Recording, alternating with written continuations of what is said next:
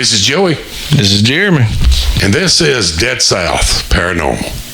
Very good. Hey, I got it right. You got it right. All right, so we're starting over again, or? Yeah, I think we need to. Okay. I'm just going to give a breakdown of the story this time. So let's give a breakdown of the story. But while you get your book together, I want to give a breakdown of tonight. Yeah, so do far. that. So, Yeah, ghosts. do that. Yeah, do that. So, ghosts and paranormal things tend to have an effect on electronic equipment. And tonight, although it is not paranormal for Jeremy not to hit the record button for an hour of the podcast for the... Why are you bringing up old stuff? So we got that going on. But we're pretty busy in here. Yeah. We also have had, one of our front-focusing cameras here, the one that is on me, has had a myriad of problems here tonight. And it's really unusual. Very. That's a solid camera. Like, that's not a joke of a camera right there. And it's been really, really problematic. SD card went bad in the middle of a recording. Still don't know, changed it out, still had problems, had to do reformatting. So this is almost like version 4 of trying to get a recording done tonight. Yeah. So human error for not hitting the record button. But then we got this whole other thing over here where Joey's camera is just not acting at all like it's supposed to be. What he paid it to do. No. And Jeremy, to get back to what we would like to talk about tonight again, I think one of the things we need to mention first is where to find us. Yes, very good. So we're on Facebook, we're on Instagram, we're on YouTube. So Facebook at Dead South Paranormal, Instagram at Dead South Paranormal, YouTube at Dead South Paranormal SC, South Carolina. So, and then finally, if you guys have any interesting stories of your own, any kind of weird experiences, maybe you saw Bigfoot, maybe your pet got abducted by aliens, whatever the case may be, maybe you saw a shadow person somewhere, we want to know about it. So what we need you to do is head over and send us an email at deadsouthpodcast@gmail.com. And of course, if you follow us on Facebook and Instagram, you'll get access to all that. So it'll be real easy for you to remember our email address. And shoot us a message on Facebook, Instagram. We're down for all of it. Just shoot us your story. We'd love to know. If you got any interesting or weird locations you'd like us to check out, especially if it's in South Carolina, definitely in the low country, we're all about it, and we'll head over with smiles upon our faces. Yes, maybe the equipment will work, maybe it won't. We just don't know. It's a roll of the dice every time. Exactly. So getting back to what we were planning on talking about tonight, Jeremy, you've got a book you wanted to discuss a little bit, or part of a story of a book you wanted to discuss. Okay. Right. So because technically this is like my 4th time telling this story, and I've read every word since. We're gonna edit that You're whole story. You're gonna get the abridged version right now. Yeah, so we're editing the other part in. Maybe we could do that. That would be great. Yeah, we will. We'll try to make it happen. That guy we're paying all that money to edit these things, he's on it. That's right. So I have here with me, once again, this book. It's called Springfield, South Carolina, A Small Town Saga in Orangeburg County. It was written and illustrated by Miss Jacqueline Williams Cooper. She, like I said, telling Joey earlier, this is kind of like her love letter, this labor of love that she dedicated to the town, and, just the way she writes about it, you can definitely tell she admires and she loves the town she grew up in, and I think it was a testament to all of that. With that being said, it tells about the foundation of the town, how the town got its name. It's from the establishment of the settlement and the establishment of the town all the way through to the 80s, because this was actually copywritten in 1988. So At the back of the book, she has this section titled Legends and Tales, and this story in particular is called A Poltergeist Alarms the Countryside. So what ends up happening in this story is that there's a lady, she's staying on this farm, and this, of course, took place back in the 60s. And this lady, her name was Ila Mae Johnson, and she was anticipating the arrival of her daughter, Helen, and granddaughter, Grace. So they were coming from Cleveland, Ohio. So when they arrived, it was one night that 8-year-old Grace was taking a bath, and she told her mama, I hope that old thing doesn't start again. Shortly after this comment, Ila Mae was astonished to see a bottle of lotion on a small table in the bathroom begin to move about on its own. And so things started kind of developing from there. Happenings in the dining room.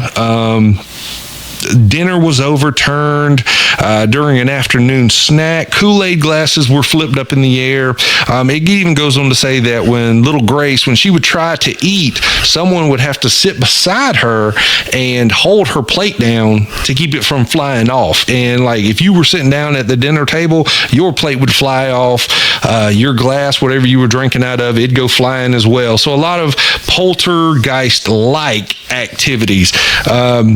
It even goes on to explain that the Bible, which I'm assuming it says the Bible, so I would immediately think, back then, the family Bible. So, at that time, those Bibles were really big, really heavy. So something that not necessarily would have been easy to just fling itself across the room, but that it was stood up on end and it was tapped. It would tap up and down like it was thumping up and down. So it would go tap, tap, tap is the way it's described.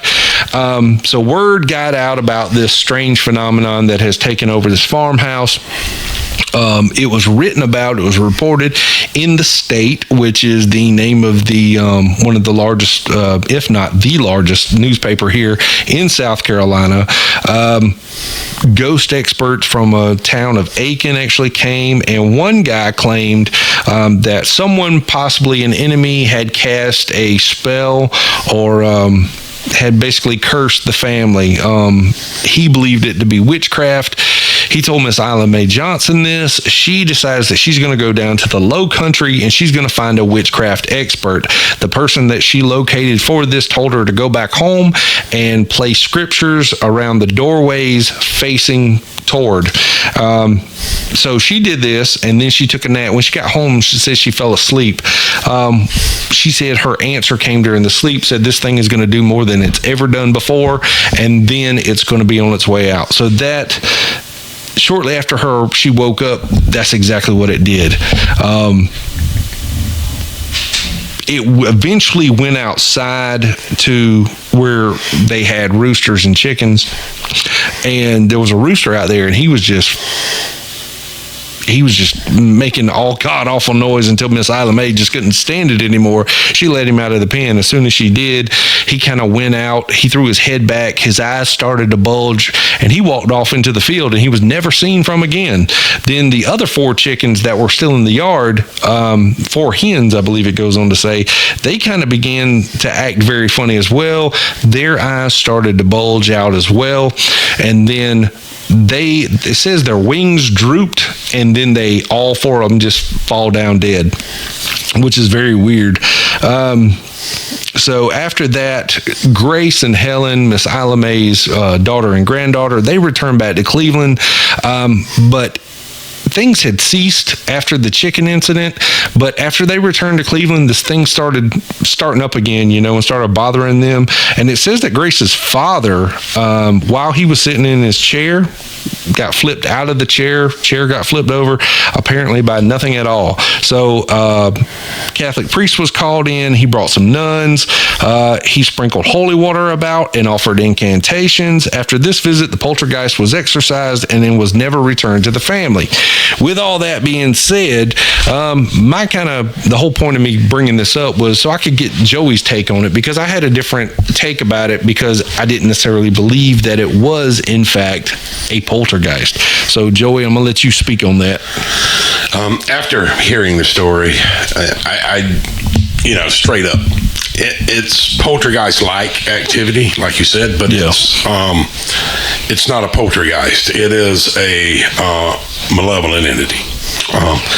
When we think about poltergeist can be somewhat malevolent because they move things.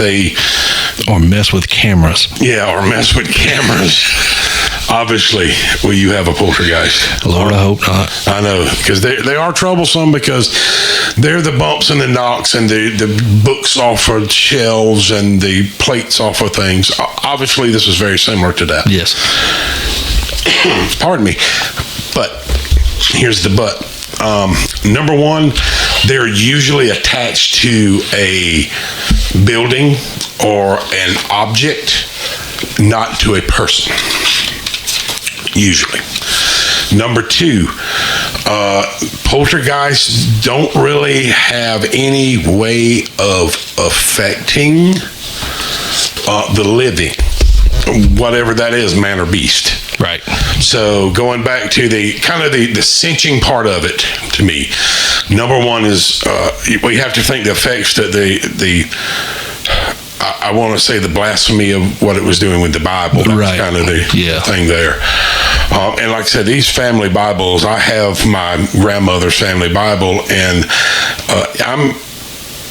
it's heavy. It's 12 inches long. It's 10 inches wide and probably 8 inches or more deep, and it's a big box of and these things are a lot like cell phones. The further you go back in time and trace family Bibles, the bigger they get. I guess they didn't have glasses back then is what it was. So they had to have bigger scripture. I don't know, but they were really elaborate, ornate things, and so having one of those moving around that's significant. That's a lot of energy having to be expended just to do something like that. Exactly. And when we think about poltergeists don't necessarily have energy to expend. They don't have extra. But on the other side, malevolent spirits like demons, depending on what they've been granted, do. And so with its ability to affect the living, with its blasphemy of religious the Bible, if you want to say religious artifacts or things like that, but the Bible, and it's following the family back, the individual attachment. I think this is a demonic attachment. The fact is, could somebody put the root or hex on somebody? Who knows? Because we don't know the details of the story past the book. Right. But we do know that demons have an affinity towards the more innocent, naive children, things like that. Yes. So I would think definitely worst case scenario is demonic attachment, not possession. Yes, possession. But at least an attachment. Yeah. It seemed like, I'll be honest, like you said, either, and that's kind of where I'm at, it's either was a lesser demon or it was really early stages of possession. But also on the same hand, I'm kind of like, maybe it wasn't, because number one, we don't really know how long this thing had been following this family around. True. So if it had been years, I'd say me personally, I don't know how long it actually takes a demon to grab hold. I guess that depends on, like you said, what they've been granted. And how strong or weak the person is. Yeah, that's true too. And that's not a physical. It's not a physical strength. That's a faith strength, as well as mentally as well. Yeah. But yeah, I mean, that's one thing. That's a couple of things I'd like to know is, like, how long had this thing been following around the family, and what was the end goal with this? Because like, was this just something that started in the past 2 weeks, and then but the way the granddaughter Grace, she said that old thing. Well, how old? But speaking in child's terms, old could be anything.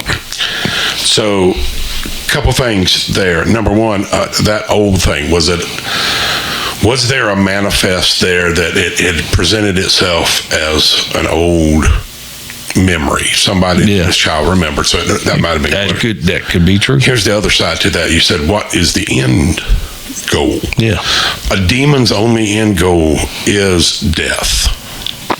Yeah, that seems to be the case in most situations. Yeah, I mean, whether they bring rainbows and sunshines. Yeah, they don't. They're in. And when I say death, we're not talking about physical death necessarily. We're talking about the spiritual death, right? As well. That's the collection of souls. Yeah. And so that's what they're here for. And because, and I'm just going to go ahead and say it, I'm going to be a little bold, because they're cowards, they prey on the weaker. Right. And unfortunately for us as humans, and this is also going to be a little condemning to some people, we don't treat ourselves like the pack of wolves and protect the injured and the innocent in the middle. We'll often leave them behind. Yeah. You're right. So a little social discourse there, but it seems like this mother was definitely aware, and father-in-law was aware, family was aware, and they took the right steps to prevent it. So the bad story, nobody should have to go through that. Right. But the outcome was definitely the outcome that we would all wish for. And that's, it goes back to the power of faith. Right. A lot of times. And that is undoubtedly the only way we can walk in this world is through that, whether we sometimes want to admit that or not. You're right. That's an interesting story, man, because it had like all the elements of what you'd want for a good low country, southern, gothic ghost story. I agree. They talk about putting the hex on somebody and going to the low country to people to do that. Well, I'll bet you money, if you could contact those family members now, they went to Beaufort, South Carolina. Probably. To look down there, because Beaufort, South Carolina, in Beaufort County. Yep. That's not Beaufort. We're in South Carolina, not North Carolina. That's right. Love y'all up there in North Carolina, but we have Beaufort. It was the center of the voodoo Santeria religion. Yeah. Back in the early 20th century, probably in the 19th century and all. A lot of it stemmed from the Geechee Gullah culture, obviously. And post-Civil War stuff, as these folks were emancipated and moved out. And a lot of those people practiced their religions of where they came from. That's right.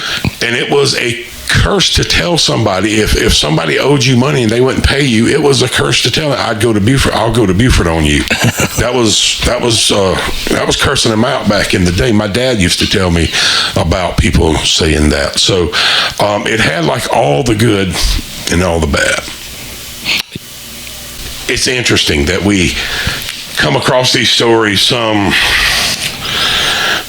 60 years later. We've gotten a little older, and the 60s are a long way away now. A long way away. So, but no, that's a really interesting story. And nowadays we talk about, when we do investigations, if you call us or we come and do an investigation in your place, what do you expect? And I just wanted to touch on a little bit tonight about some of the things that we do, some of the equipment we use.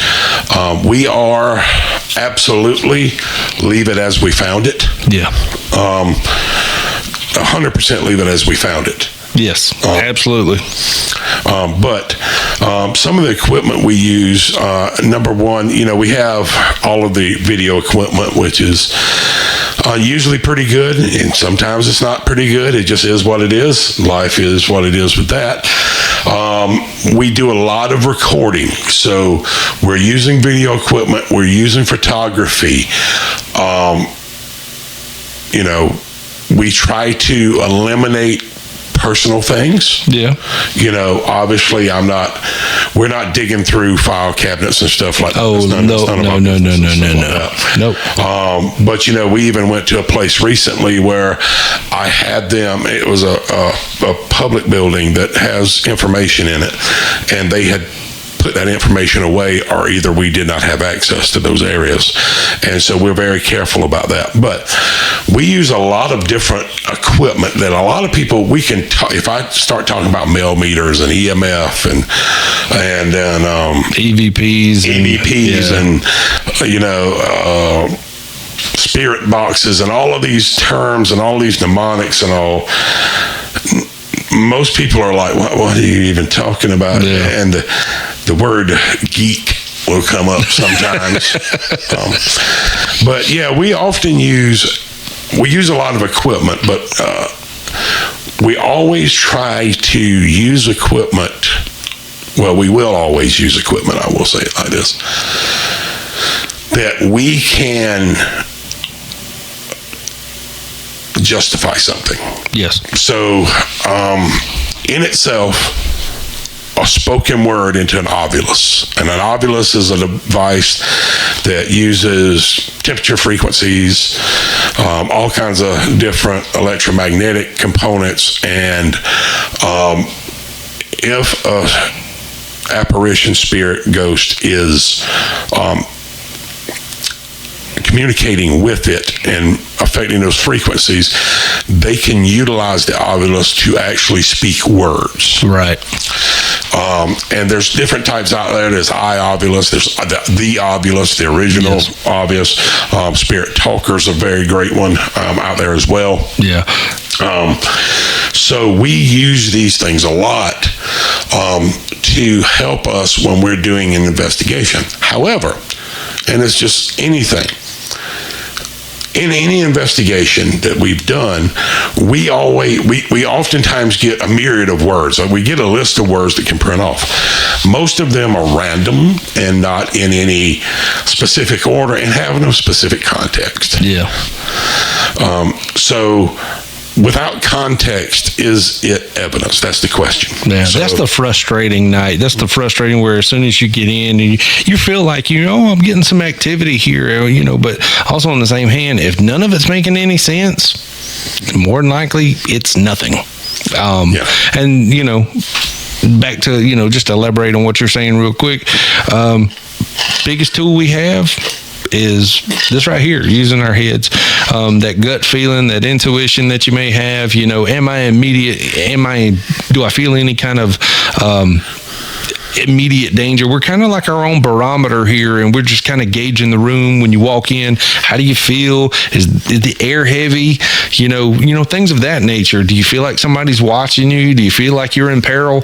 What kind of stuff is going on? And we kind of take all that into consideration. I usually try to bring it up during my investigation, especially on being filmed, being recorded. I'm like, hey, the air's not heavy in here. I'm not feeling any kind of threat right now. And, if there's something there, it will, if it really wants to, it'll bring itself into the room. Mm-hmm. It'll be more prevalent and more in your face.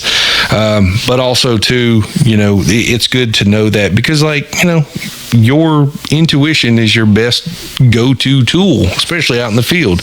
You have to use that along with what you're picking up. And because we had an instance in our very first investigation where you said, this was throwing this at me and that at me and so on and so forth until you kind of, okay, well, you're going to go that route. What about this? And then it kind of backed off. And I was like, wow, that's pretty interesting. I'm like, I never would have went there because I'm like, it's kind of like presenting itself one way. Okay, well, let's see how much of what you're saying is true. And then you went that way and it kind of backed off a little bit. And then it was like, no, you know what? I don't want to talk no more. So, yeah, well, these things can be moody. So there's a couple different types of evidence out there. Obviously, What we look for is two main types of hauntings. One's residual haunting. So a residual haunting would be the shadow that passes the window at approximately the same time every night, or the word that is spoken is the same word or phrase that's spoken, and you hear that same word or phrase. Those are residual hauntings, residual energy. They're great, and they're proof and they're evidence, but exciting wise, not really.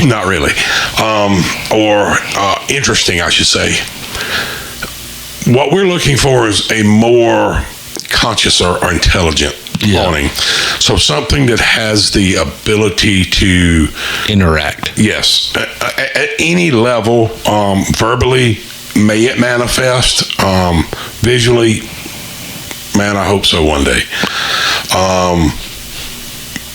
Does it only, can it use some of this equipment to communicate with us?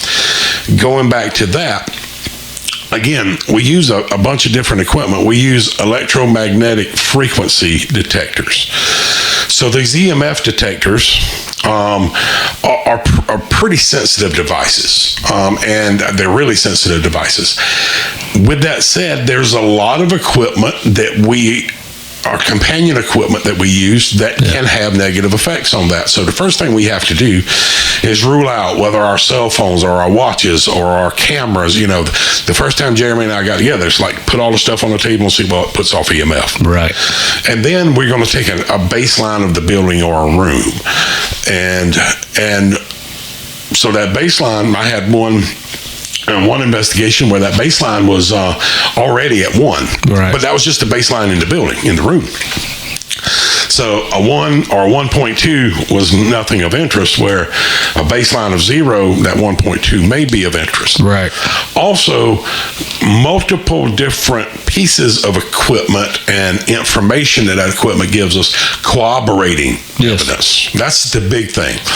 If we get a voice on EVP, electronic voice phenomenon, and at the same time you can compare that on the timeline of the video or anything like that says that we see a spike in EMF, or on the Mel meter we get it was 70 degrees in the building and now it's 62 degrees. Right. That's corroborating evidence, and that's a way more solid foundation to stand on, I think. So we use that a lot. Interesting little thing here. So I carry a Mel meter with me everywhere on our investigations. It's a useful piece of equipment. It reads electromagnetic frequency and actually is very precise. It gives me a pretty exact number, and I can change the scale on it and all of that.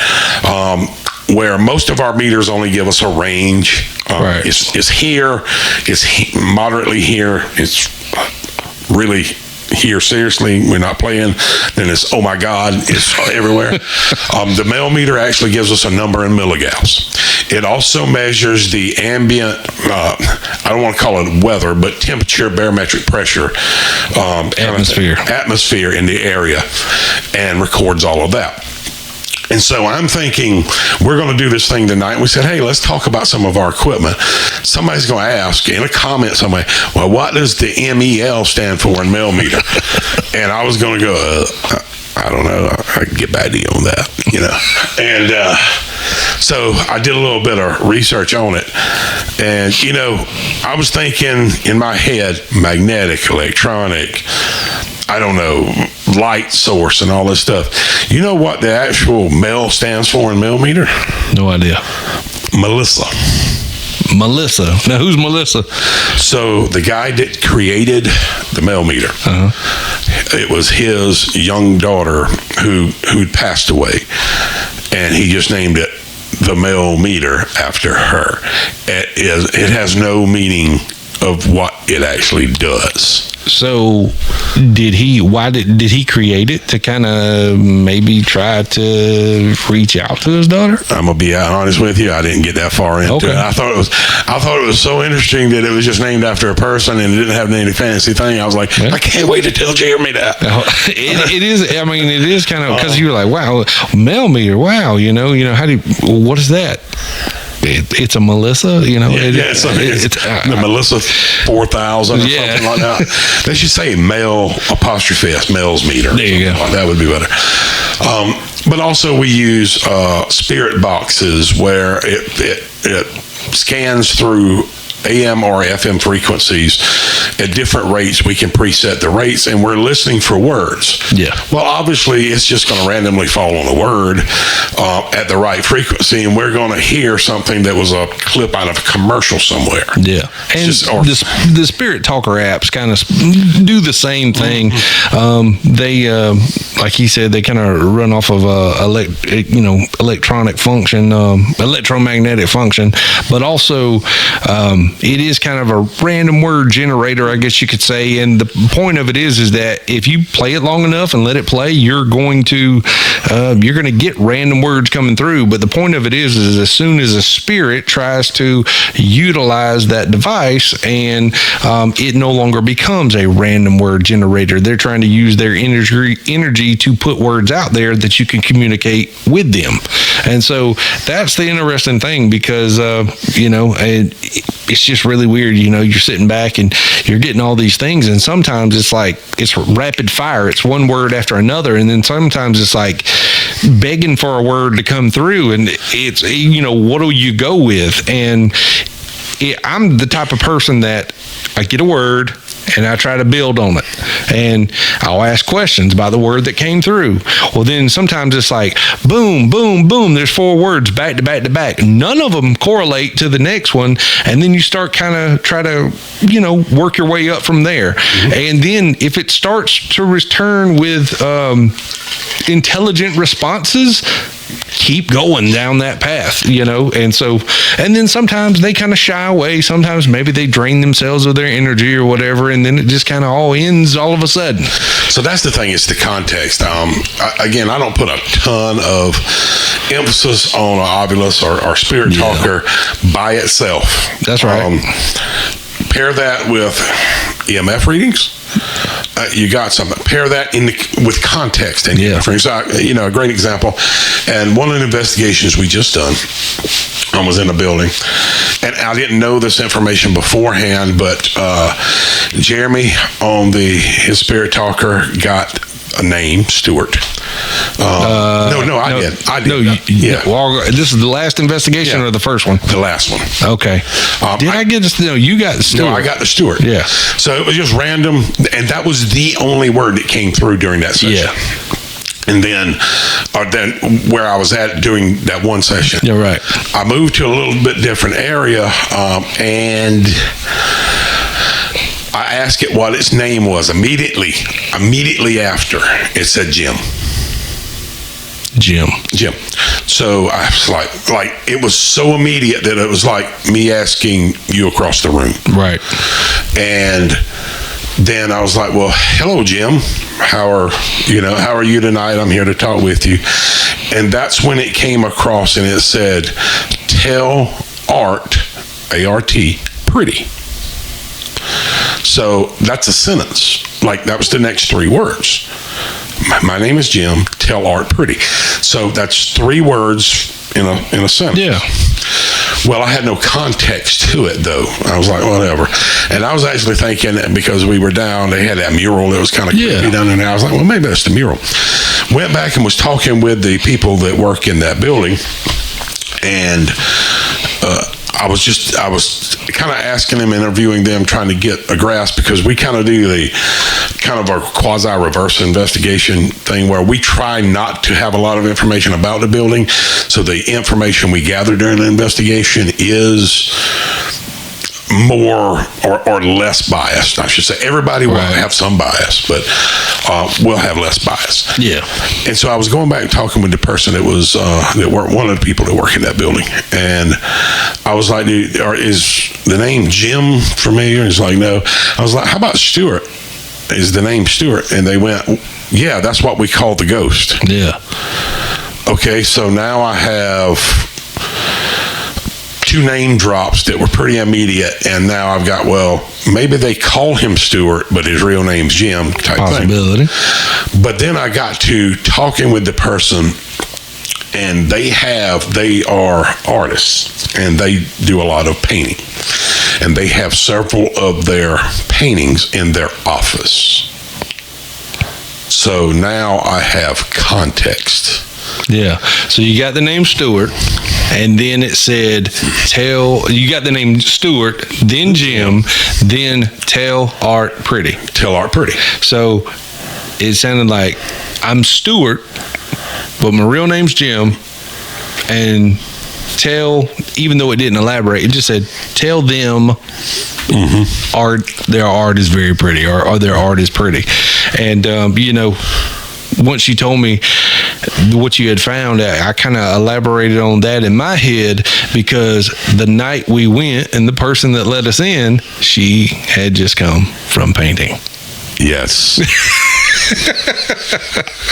I'm today years old when I realized that. You didn't catch that? I did not catch it. I didn't think nothing about it. You remember, because they had white paint all over. Yeah, they had paint all over. Said they'd been painting it something. Something, yeah. And, so... Well, I just took it as, I'm painting a room, I'm painting what, but now that, I didn't know that they like to paint, and then now you're telling me that is corroboration. Yeah, well, I think they were actually like painting a room. They may have that been. night. Okay. But I know they've done art before. That's pretty awesome. And they do art all the time. I've seen several of their pieces, and they're really good. And but yeah, so there's a lot of corroboration there. Now, Jeremy and I we didn't spend any extra time at that investigation, simply because we walked out of there kind of disappointed. We went to Waffle House. We went to Waffle House afterwards. We had to eat our part of the night. Yeah, we had to eat our sorrows away because we didn't really find nothing. But then when we started looking at the evidence and we started picking it apart, we found corroborative evidence in there. And that's the cool part. It's evidence that if I had to present it in front of a judge to a jury, that even though, yes, it's circumstantial, but it's strongly correlated. And so part of paranormal investigation is way more about being critical of what you gather than just presenting the items you gather. Right. And I'm not throwing anybody under the bus whatsoever, because that is what that is. But the information we will gather and tell y'all is stuff that is corroborative. Right. Or cooperative. I'm not sure how to say that. And folks, Jeremy, I know we had talked a little bit about maybe the format of the podcast. As we're getting out, we're trying to introduce ourselves right now. But as we move forward, you had some ideas on moving forward with the podcast about that information. So this is the way we're kind of thinking about moving forward. One thing I had in mind was maybe we show you guys the YouTube videos. You guys can watch them on YouTube, and then maybe we can relay, especially like some of the findings, like the EVPs, things that are not so easy to just introduce during the show. I say that I know some people out there doing. We don't have the time to really devote to that. It's a lot easier for us to dice it up and break it down in a different format. With that being said, I'm kind of curious, like maybe put out a full investigation. You guys go watch it, take away from it whatever you want to, and then you come here and you get what we found, something like of that nature. So, or maybe we just do a breakdown of every investigation that we do here on the show. Yeah, I'm kind of leaning towards I kind of like the breakdown thing. I think once we kind of get everybody accustomed to who we are and kind of the way we think. Yeah. I can tell you, and this is 100% honest, I can tell you how we want to do things, and I can tell you how we want to be honest. I can tell you how we want to go about these investigations. Until people actually see that in practice, I don't expect you to believe me. Exactly. And I'm the same way. I'm really interested in to be serious about this for just a second, that whatever we're presenting with 100% conviction that it is true. Right. And to the best of our knowledge. To the best of our knowledge. I'll say it like that. And it's not some far out speculative thing. Right. There are just some pieces of evidence, however, I will go back to this, that will stand alone. Yes. Obviously, this is crazy to me because I watch all of these shows on different things. Nobody has ever gotten a good picture of cryptids and stuff like that. Yeah, they're all blurry. Yeah, I don't understand. Well, I can't. I'm not going to talk junk about my camera right now, even though it's been giving me trouble tonight. But I don't mean no harm. If I can get Bigfoot within 100 yards of that camera, I'm getting 4K on him. There you go. There you go.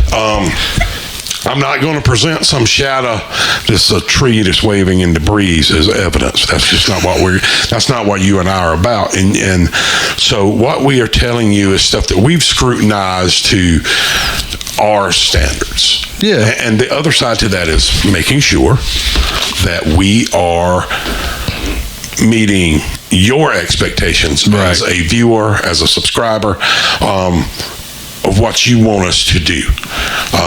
That sometimes means that we're going to go do things and not have evidence. This is true. Not every place is haunted. I don't know. I'll put it to you like this way. With as short of an investigation as we had the other night, I don't know if we could compel ourselves to bring out a full video on that.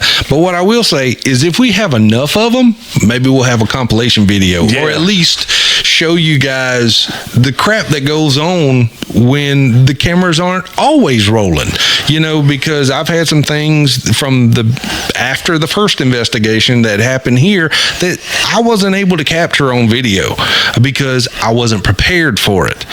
And it's not like I got a camera on me 24/7, but those are things that I tried to, kind of at least document at that time to just even to cut my cell phone on and say, hey, this just happened. I do have some great some footage that happened after that. Yeah. But also on the same hand too, to kind of go back to that point, whenever we can debunk something, we will. Yes. And the reason I say that is because I had caught what I thought was an EVP. And I'll be honest with you, it kind of spooked me because at one portion it sounded like a dog go. Like a dog groan, like, kind of like that. And then like 2 seconds later, it goes, how did I think it goes? Like a yap. Yeah, it's like a chihuahua. It's like when you step on a chihuahua. I'm just being honest. But after going back and watching that sorry. I was thinking, you quiero Taco Bell. I think I need a bigger box. Yeah. Oh, I'm sorry. That was so offensive. I'm going to have to cut that out. I'm not offended. Well, somebody will be. But that was only Godzilla 1998. 97 Taco Bell commercial. Oh yeah, because that was advertisement for it. Yeah, but that was another time. I guess, so I probably need to be more sensitive. But that was one thing that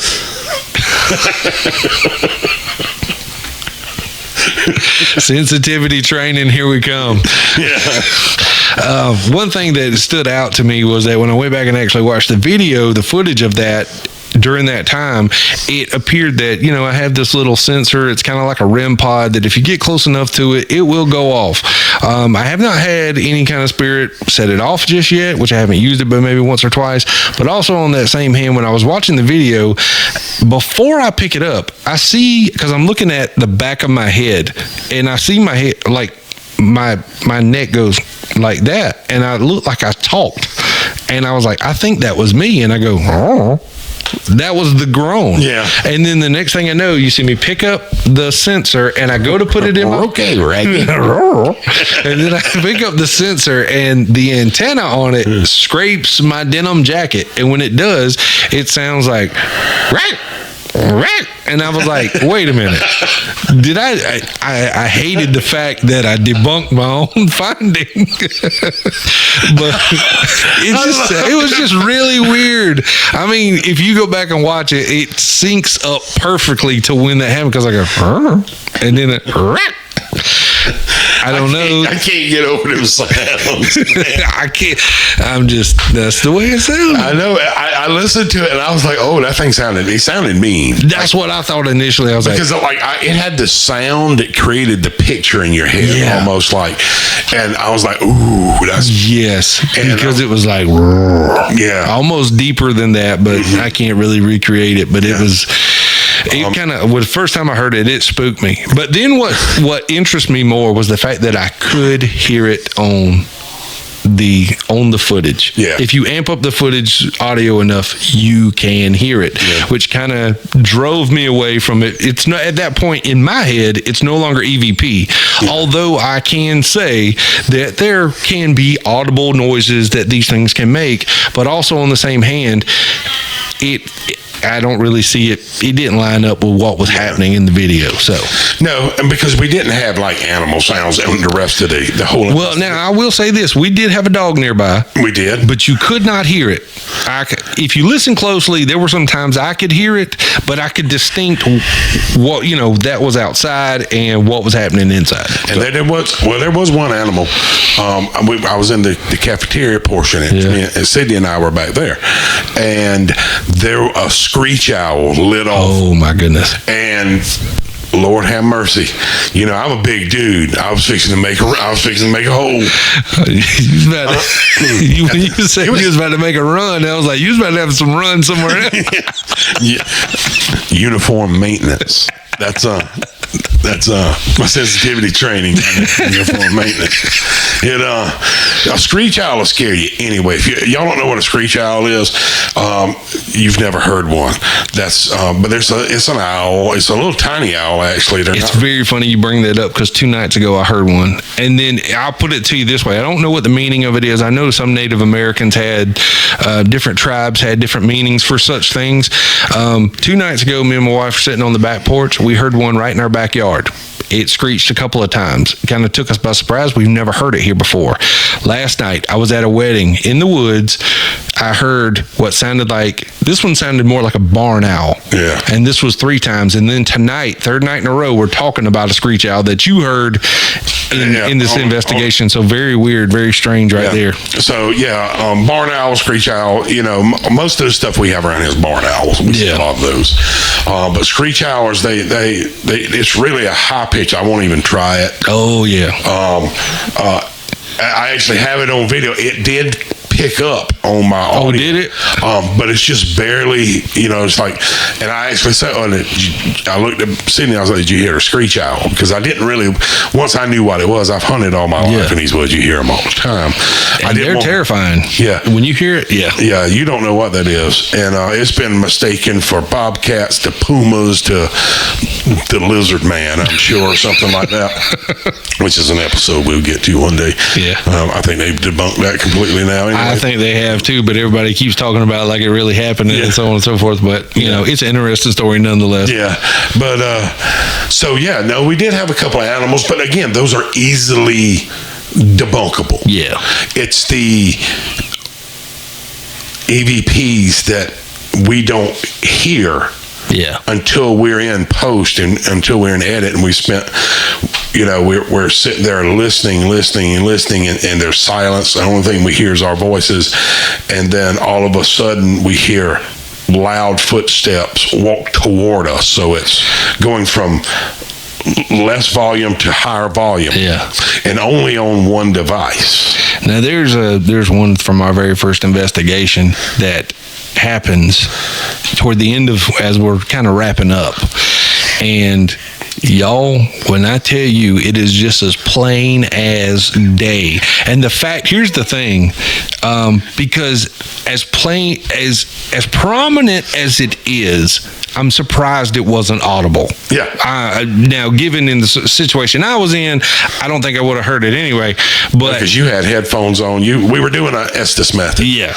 And Jeremy was the candidate, and so he was blindfolded and had headphones on, and the only thing he could hear was the spirit box. Correct. The problem of it was that Joey I did not have my headphones with me that night. Joey let me borrow a pair of his wireless, and I'll be honest with y'all, I've never done the Estes method before, and I started out and everything was fine, and then like my imagination started to get the better of me, and I was like, I can't do this blindfolded, because I felt like something was about to attack me. I'm not going to joke. Knowing what happened there that night after the fact, I took my blindfold off. Oh, see, we were pitch black dark. Yeah, pretty much. So I couldn't see you up there. I was having trouble hearing to begin with, because I'm not used to earbuds. I prefer over the ear headphones.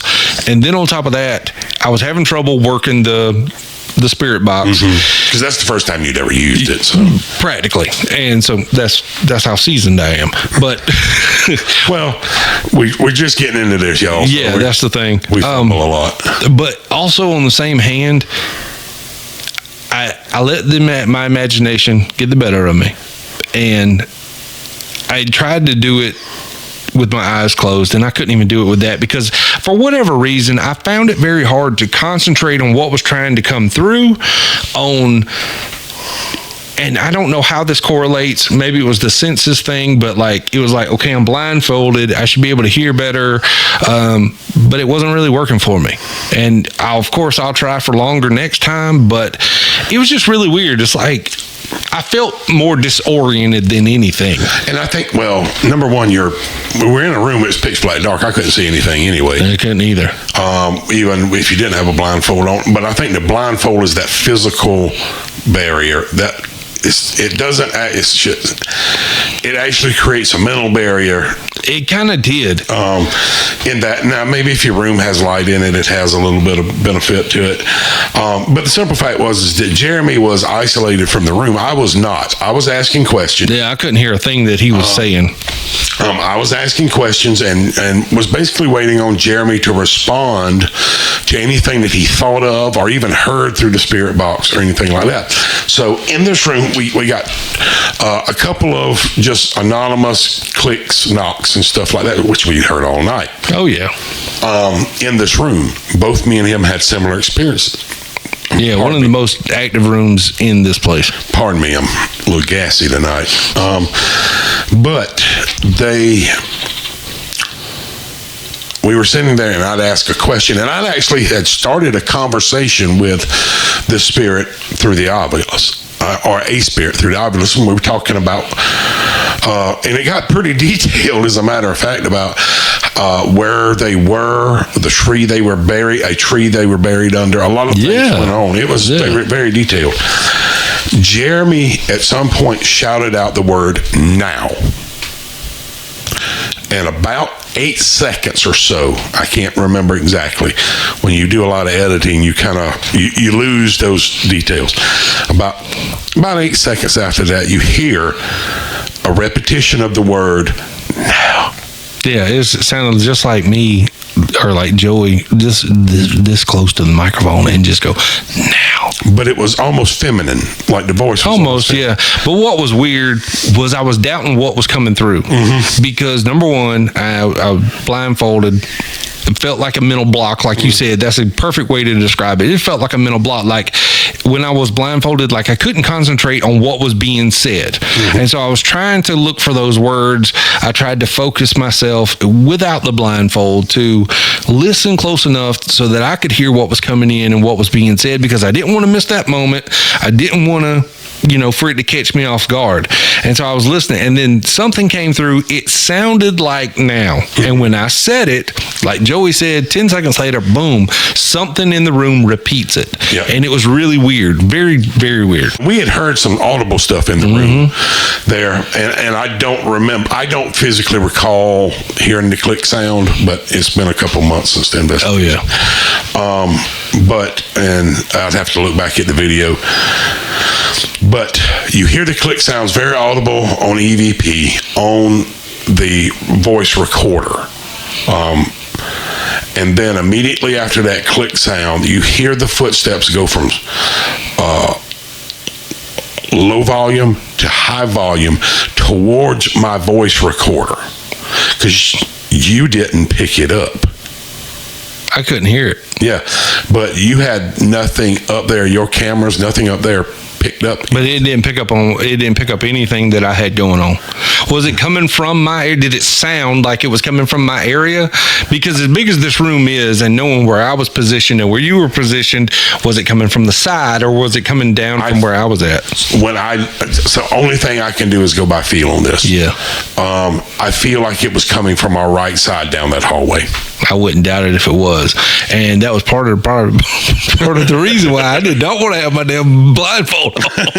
There's a hallway to our left that both Jeremy and I had some really interesting noises and some responses out of earlier in the night. But it felt like it ran up on, like where my voice recorder was, about 2 or 3 foot in front of me. I don't know, maybe it's because I was the one speaking, and because I'd got the words like shut up and hushed, and maybe he's kind of done with me talking. Yeah. Or what. But it's so loud and clear. So the police chief of Earhart, I've let him listen to that part, and he was, and I've known this dude all my life. He is not a scary dude at all. It made him, it unnerved him. But yeah, I want to get into this real quick. When I was younger, I was scared out of my mind. I hated the dark, Freddy Krueger, Jason, all that crap. It bothered the hell out of me. Not gonna lie, as I got older, I got out of that stuff. But going into this, I was not scared. I was nervous, but I was not scared. Because I'll be honest with you, we had not discussed how we were going to tackle these investigations. And going into it, I got really nervous when I found out we were splitting up. Not gonna lie. And so then getting to this cafeteria where we were at, it took everything I had to kind of display that steel wall mentality, because I was like, there's no way in hell. There's no way in hell. But you're not thinking about that in that moment. You're like, mama! I'm not a naturally afraid person. So I have unnatural fears. So that's the weird part about me. Like, I'm not scared about the bumps in the night and things like that. I grew up in houses that I absolutely know. Yeah, that's plumbing. That's plumbing. That's plumbing. I grew up at the time when the setting up for me too, was in the house. Yep, I've done that a couple of times. So that didn't bother me at all. No, so I'm not really that scared. I have like this unnatural fear of moving water. Like large volume of moving water, but yet I do what I do for a living. But like a spillway on a pond. Oh God, yeah, that's terrifying to me. I don't care if it's 2 inches in diameter. It is the most scary thing to me in the world. And grizzly bears. I've never seen one in real life. I went to Alabama one time. That's about as far out the state as I've been. Yeah. But grizzly bears, they scare me. And it's because of a movie that my parents made me watch back when I was a kid called Night of the Grizzly. Had Clint Walker in it. Night of the Grizzly. It was, the bear's name was Satan. Well, damn. Yeah, that was it. So, but I have this unnatural fear. I'm not afraid of reptiles and snakes and stuff like that. I can manage stuff. So, like when I went in there to the cafeteria, I feel dread, but I don't feel afraid. Now, I haven't done the sensory deprivation level stuff like that. Yeah. And so I don't really know how I'd be affected with that. But I totally get it, because I've seen people with claustrophobia and things like that just react to stuff. And, when you're in a dark, unfamiliar place with questionable activity around you. That's the problem. You hit the nail on the head there, because knowing what you experienced earlier on, knowing what I experienced earlier on, I was like, what is this thing prepared to do next? And I felt very vulnerable. That's it right there. Yeah. I felt like all my defenses were down, and if something were to happen, what could I do? Yeah. Because, if it was to run over and shove me, Joe, I would just done for, right? Just slide across the dust asbestos floor and be done with it. Yeah, it's so no, I think there is a vulnerability we run across. I 100% agree. And we have to be a little bit vulnerable, just simply because we're got to be open to have experience. Yes, I agree. And it is necessary in that aspect for us to sometimes not place ourselves in danger. No. But place ourselves in uncomfortable situations. Yes. The best thing I can relate to it is like that moment, like where it's still too early for summer. Like summer hasn't hit yet, but you're wanting to jump in the swimming pool or get in the ocean, and you want to jump, but you know it's going to be cold. Yeah. That's the feeling I get. Like, Yeah. I know I shouldn't. I want to do this, but I don't feel comfortable doing it. But let's just go ahead and get it over with. Most of my decisions end with the word "screw it." So that's kind of a lot of times the way it ends up being for me, for bad, good, or indifferent. Yeah. But I'm looking forward to a lot more stuff. We've talked a lot tonight about both of the last two investigations, and I think as we move forward, we'll bring some more detail in about these. And again, folks, we just wanted to let y'all know, really, the equipment we're using, what our mindset is. Yeah, kind of where we stand. Yeah, because that's going to be how we begin the legitimizing process for this. Right. And then bringing in the evidence that supports both our mindset and our beliefs. That's critically important. So we have to expect to be challenged on this as well, under good civil discourse. Absolutely. I 100% agree. I don't, everybody that I've talked with about the stuff that we're doing just to kind of generate some street level buzz type thing is ridiculously interested in it. That's great. And I think that was I haven't got the what's wrong with you yet. Yeah. Why you want to do that? Yeah, I'm sure it's coming, and which is absolutely fine. It doesn't bother me whatsoever. Why do I want to do that? Well, number one, because I want to know. I'm an inquisitive person. Yeah. And if I know something, I want other people to know it as well. Not because I want to act like I'm smarter or know more than anybody else. I just want people to be aware, informed. Yeah. But also, I think you said it earlier. We'll present what we believe is evidence. Right. The conclusion is left up to you to be drawn. We're not going to put conclusions in your head. No, and we don't want to do that. We want you to draw your own conclusions. You guys are smart. Take what you're seeing on camera. Take what you're feeling. And see, that's the difference, though, is like it's one thing to watch it on video. It's another thing to be there in person, of course, as with most things. But also on the same hand, like Joey said, there's a lot of buzz about this going on, and I'm hoping that we can continue to build off of that and generate it more and more, because that opens the door to new possibilities and new locations, which the more locations we have, the more, chances of actually finding or capturing something on video is in the realm of possibility. I think, but let's say everybody wants to say the video is the Holy Grail. Yeah. I don't know about that. I think there's a lot. Yes, absolutely. Would it 100%. No pun intended, put the nail in the coffin of belief. Yeah. I think, however, there's people that are afraid that a full-bodied or partial apparition on camera, what that would do. It would kind of be like, what if aliens are real? Which is another episode. What if that is true? Yeah. What if Bigfoot is real? What if whatever? Yeah. These questions we've had. Why do certain cultures have certain beliefs? What if that is true?